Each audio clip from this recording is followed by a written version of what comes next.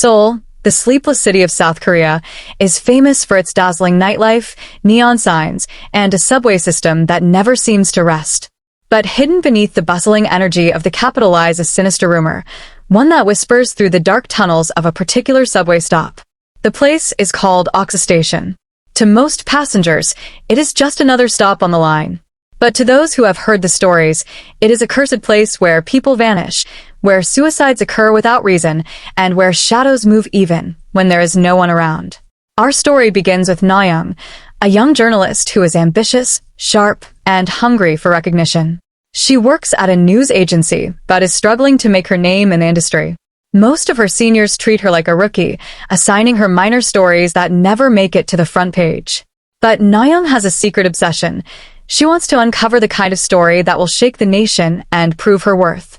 One late evening, she receives a tip from a police contact. There has been another death at Oksu Station. The police are officially calling it a suicide. Someone jumped onto the tracks just as the train was approaching. But the witness reports are chilling. They say the victim's face was twisted in terror, his eyes wide open as if he had seen something unspeakable right before he died.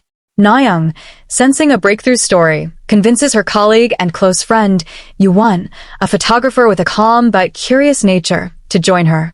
Together, they head to Oksu Station, unaware that what waits for them there will blur the line between the living and the dead. When they arrive, the station feels colder than the rest of the city. The fluorescent lights flicker, and the tunnels breathe out waves of damp, heavy air.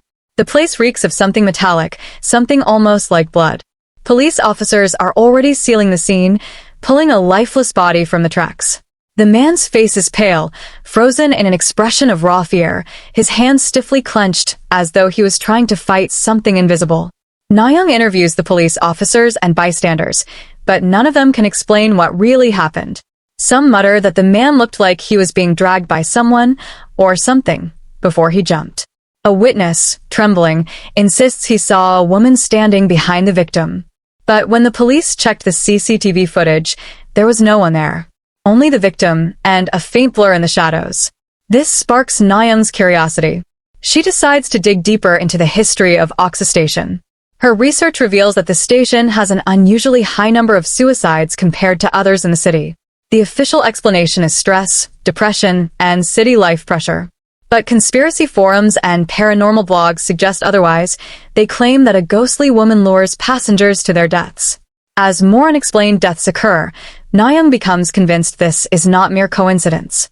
Each victim dies in the same way, leaping onto the tracks with sheer horror etched onto their faces. Social media begins to pick up the rumors, calling Oksu Station the ghost station. Videos circulate online, showing shaky, blurry images of a long-haired woman standing alone on the platform at midnight. Na-young and Yuwon decide to investigate firsthand. One night, armed with his camera, they return to the station after midnight. The platforms are deserted, the silence broken only by the distant echoes of trains rushing through the tunnels. Na-young feels her heartbeat pounding as the temperature drops. Suddenly, Yuwon notices something through his lens. A figure, a woman with long black hair covering her face, standing motionless at the far end of the platform. He clicks rapidly, the flash bursting like lightning in the dark. The figure doesn't move, doesn't even flinch. And then, just as suddenly as she appeared, she vanishes. The two of them flee the station, shaken to their core. Back home, they examine the photographs. In one frame, the ghostly woman is standing directly behind Na-young, her pale hand almost touching her shoulder. Terrified yet determined, Na-young continues her research. She discovers a tragic case buried in old newspapers. Years ago, a woman named Jong-hee, heavily pregnant, collapsed at Oksu Station. She begged for help, but commuters ignore her.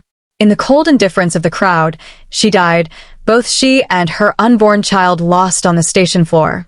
Since then, witnesses claim to have seen her spirit wandering the platforms, her face filled with rage, her cries echoing through the tunnels. Na-young realizes this is not just about random hauntings, it is about vengeance.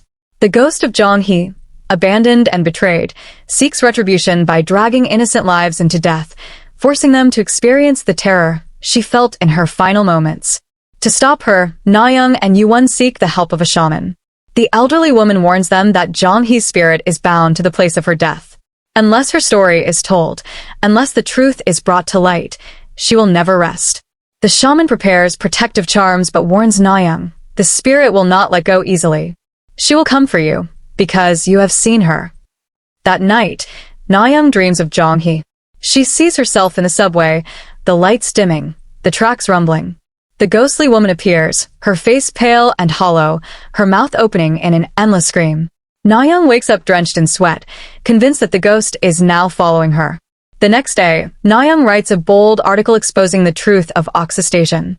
She recounts Jong-hee's forgotten tragedy, the pattern of deaths, and the possibility of a haunting. Her editors hesitate, but eventually publish it, and soon the story spreads nationwide. People begin leaving flowers at the station, mourning the woman who had been ignored. For a while, the deaths stop. The atmosphere at the station lightens, as if the burden has lifted. But horror stories rarely end so cleanly. In the film's chilling climax, Yoo-won reviews his photographs again. In one of the latest shots, taken after the article's release, Jong-hee's ghost still lingers in the background. This time, her eyes are fixed directly on him, her expression twisted with something between grief and fury.